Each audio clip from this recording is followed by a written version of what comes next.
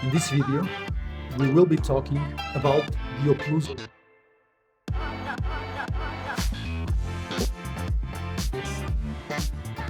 Our focus will be on the importance of the occlusal plane for every sort of aesthetic rehabilitation.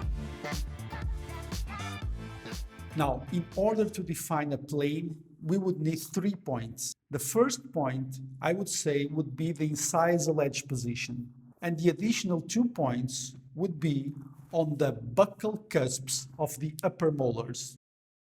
Regarding the anterior point, we already went through that decision in a previous video about the vertical position of the central incisor in the face, where we talked about the lip dynamics and so on. If you haven't seen that video, I would recommend you to do so, because there we talk about some of the most important early decisions that we need to do for an aesthetic rehabilitation. From a frontal view, there are a few reference planes that our occlusal plane should or would be parallel to. The first is the interpupillary line. The second is the intercommissural line that connects the corner of the lips during the smile. Should our occlusal plane follow the eyes, or should it follow the lips during the smile? The answer to this is not straightforward, and there have been many articles published on this matter. I would personally suggest the articles written by Bruno Pereira da Silva, who has dedicated a lot of his work to this topic. In one of his articles, one from 2017, Bruno makes a suggestion that you should be using the lips as a reference plane rather than the eyes if the lips are asymmetric. So your occlusal plane, if you have a patient with asymmetric lips, you should be following the plane from the lips, the intercommissural plane, and not the interpupillary line as the reference from your occlusal plane from the front view. More recently, Bruno and co-authors came up with a very interesting concept which they called the facial flow.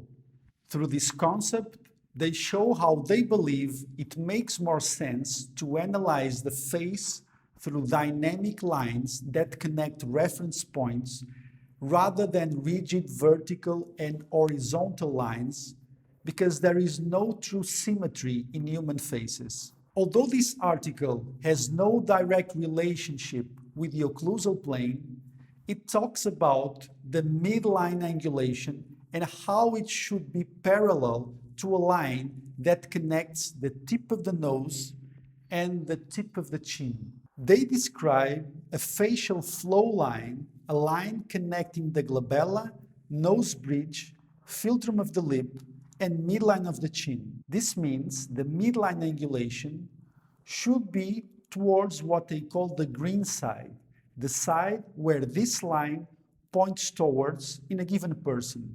From a frontal perspective, there are some good indications that our occlusal plane should follow any asymmetry of the lower part of the face, usually the lips, the chin, the nose, and the philtrum.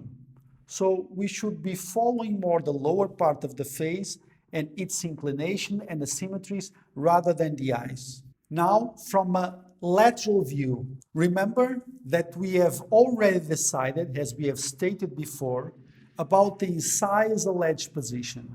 And now we are deciding which of the posterior points we would be using in order to define our occlusal plane. First of all, from a lateral view, we need to start by acknowledging two very important planes. One that is a skeletal plane with bone landmarks connecting the lower part of the orbit with the upper part of the external auditory meatus. This is mainly used by orthodontists for cephalometric analysis, and even though this Frankfurt plane is being less used today, we need to understand that this is still the reference point for anatomical description. So all the references and all the angles that we see described in the face are related to this reference plane, to the Frankfurt plane. The second plane is the Camper's plane. This, on the contrary of the Frankfurt plane, is a plane related to soft tissue landmarks. It connects the tragus, which is this little backward pointed eminence in the ear, and the alar, the lower lateral surface of the external nose. Well, so why is the occlusal plane important in aesthetics?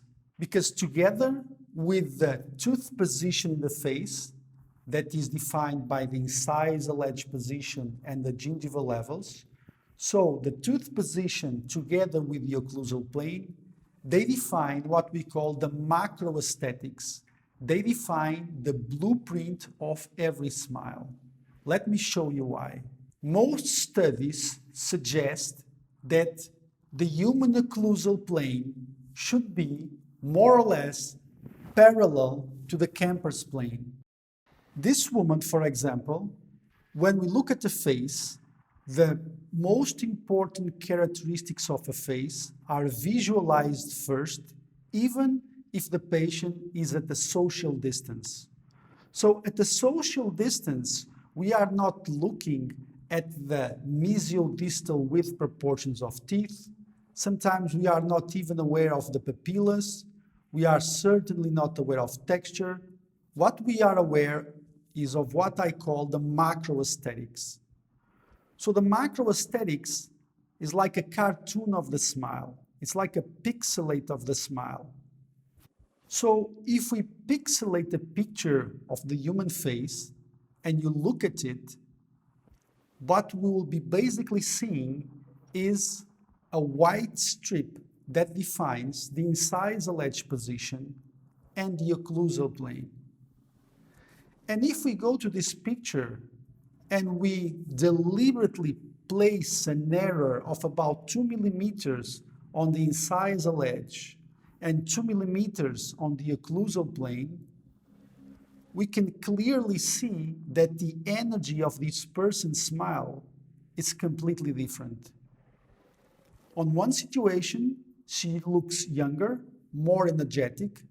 The other situation, she looks older with less energy and I would say less attractiveness. So a very common example here, we changed the denture of this woman by a new one, and what we changed was basically the three-dimensional position of the central incisors and the occlusal plane, and we completely changed the energy of this smile. Another example, we can see the positive impact of correcting the occlusal plane.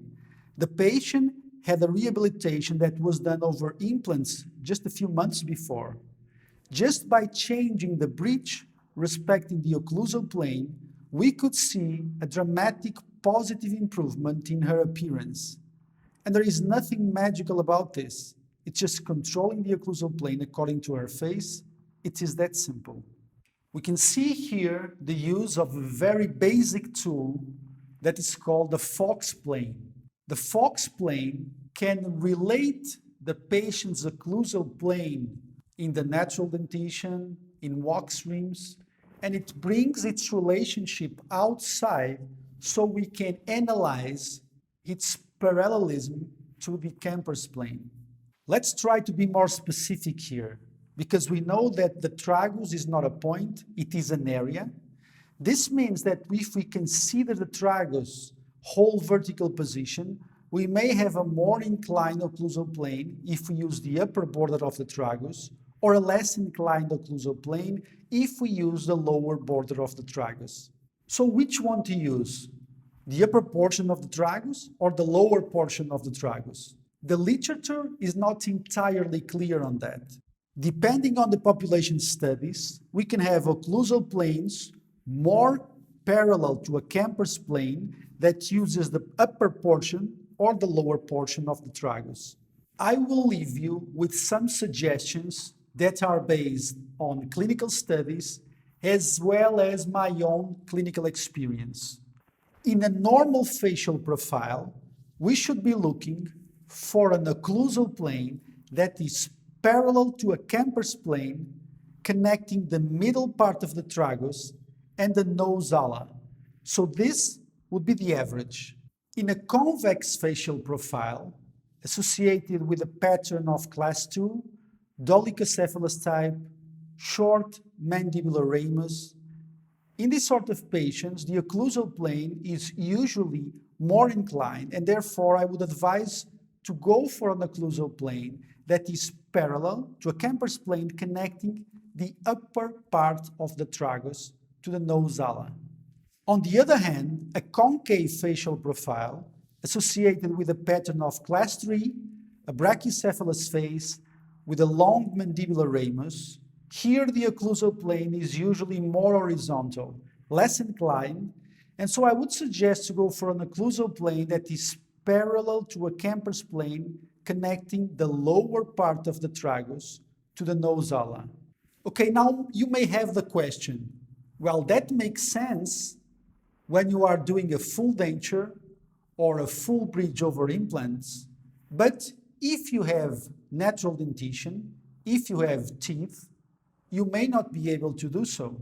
And that is absolutely true. This is why in previous videos I mentioned that we need to keep in mind two different groups of treatments. In one group, we have more aesthetic freedom, like full mouth rehabilitations, traditional dentures, implant-supported restorations, and cases where we have natural teeth that will somehow limit our possibilities. On the left side, we have an edentulous patient, and here we have much more possibilities of getting the occlusal plane more accurate to what we want because we have no teeth. Yes, we do have bone limitations and gingival limitations, but it's still much less limitations than in the right side situation. On the right side, we have a case with existing natural dentition, and of course, we have much more limitations. Well, if we want to maintain the same incisal edge level and not increase the vertical dimension, then we would need to be quite aggressive with the upper posterior teeth in order to respect that occlusal plane. And in this case, we would need root canal treatments or even extractions. So we need to understand how reasonable is this invasiveness. Does it make sense? Probably not. And now we can improve the occlusal plane inclination. To do so in this case, we increase the vertical dimension by adding more volume to the lower posteriors and upper anteriors. This way, we increase the inclination of the plane. If we wanted to reduce the inclination, which is much less frequent, we would need to do the opposite, add volume to the upper posteriors and lower anteriors. But now, and this is the point that I'm trying to come across in these cases of less aesthetic freedom, we need to think about, is the incisal edge okay? Does it need to be changed? Does the patient really want or can afford a full mouth rehabilitation? Or is this a risky patient for increasing the vertical dimension? So what can we do to improve aesthetics if we have some limitations? As we saw previously, the occlusal plane inclination has a paramount role in the aesthetics of a smile. It is responsible for a correct smile line. Like I said, the most common situation is that you have an excessively horizontal occlusal plane, what is also called a reverse smile line. And if you want to make it more inclined, this means usually move the upper posterior teeth up and move the upper anterior teeth down.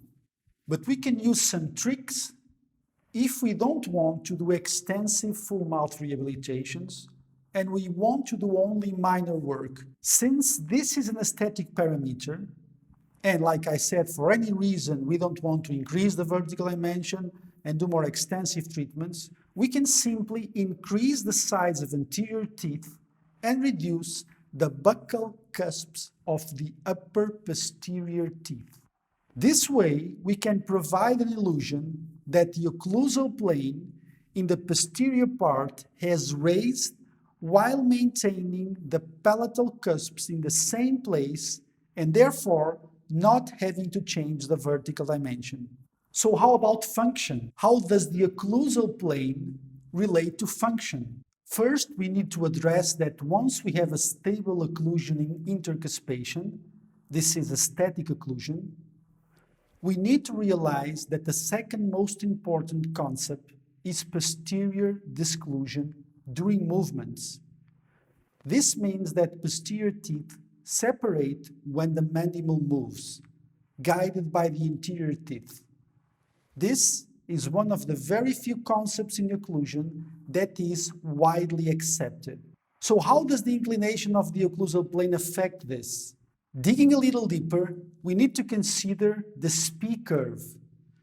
To make it simple, it's like a curved occlusal plane that passes through the cusps of the lower teeth. And of course, this curve will cause a curved plane on the upper teeth as they are set in occlusion. There is also the Wilson curve, which also refers to the natural dentition as having a curved occlusal plane from the cusp tips in a frontal view. But so far, we talked about occlusal planes, not curves. So, aren't these curves important to implement in our rehabilitations? Let's look at the literature, for example, in orthodontics. For orthodontists, the goals should be aimed at preventing an exaggerated curve of SPI. Why is this?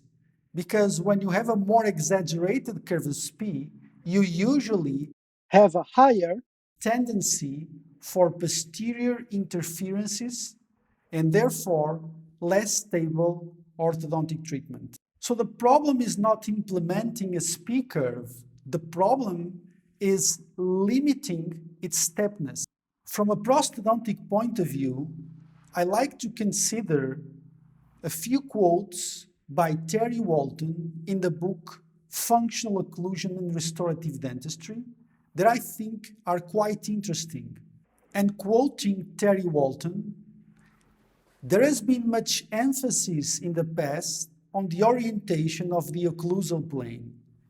Initial considerations were related to facilitating the stability of full dentures by minimizing posterior space between the prostheses in eccentric movements. The compensating curves, curves SPI and curve Wilson, facilitated obtaining balanced occlusion for a given anterior overjet and overbite. Well, what does Terry Walton mean by this? It means that by implementing the curves of SPI and curve of Wilson, we can much more easily do a balanced occlusion in full dentures, which means that the teeth would contact on the working side and on the non-working side in eccentric movements. But this is not desired in fixed prosthodontics or in the natural dentition. So this means that these curves may not be of any help in today's fixed oral rehabilitation. And he continues, there is no evidence that there is any relationship between occlusal plane orientation and either function or outcome of fixed prosthesis. Where it is possible to change the orientation of the occlusal plane in fixed prosthodontics, then it should be related to aesthetics rather than any perceived functional considerations. And again, he recommends following aesthetic parameters instead of any functional parameter in what concerns fixed oral rehabilitation. So my insight would be this.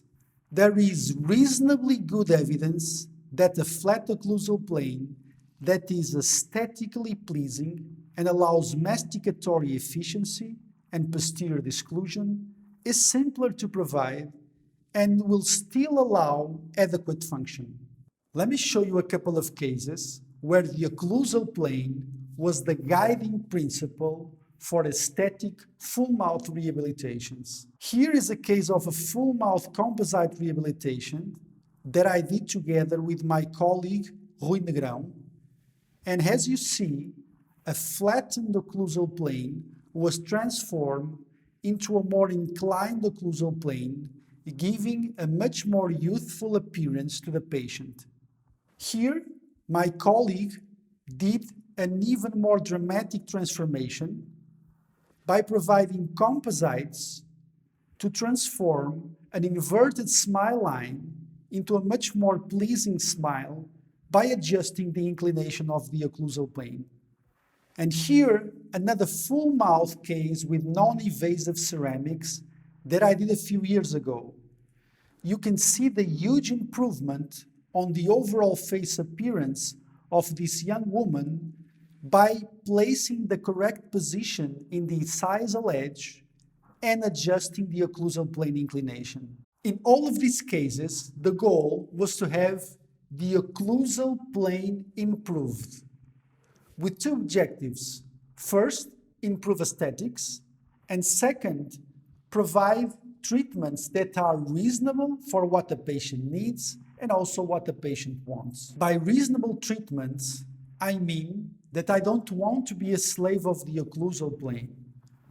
If I can get a pleasant occlusal plane with good aesthetics without having to sacrifice teeth or doing very extensive treatments, I prefer to do so, as long as I can have what I believe to be a natural, pleasing smile. To wrap it up, I will provide you with an insight that we wrote in an article in the International Journal of Aesthetic Dentistry with my dear colleague Rui Negrão. It is an article where we go through all the nuances of aesthetic and functional treatment planning, and it is one of the articles that I've got most pleasure out of writing. Treatment planning is establishing the correct occlusal plane position and then plan the necessary treatments to move or replace teeth and tissue to achieve that goal. After that is done, the mandibular arch is planned to be adapted with the upper arch at the correct vertical dimension and anteroposterior position. So the occlusal plane is of paramount importance in dental aesthetics. If you talk to professionals that have a big influence on the overall appearance of the dentition, like orthodontists, prosthodontists, orthodontic surgeons, they will all tell you that one of the biggest guiding principles for their work is establishing a correct occlusal plane. It is true that once you start adopting these insights that we talked so far, you will see that your patients need much more extensive rehabilitations. Well, but more extensive rehabilitations don't mean more invasive rehabilitations.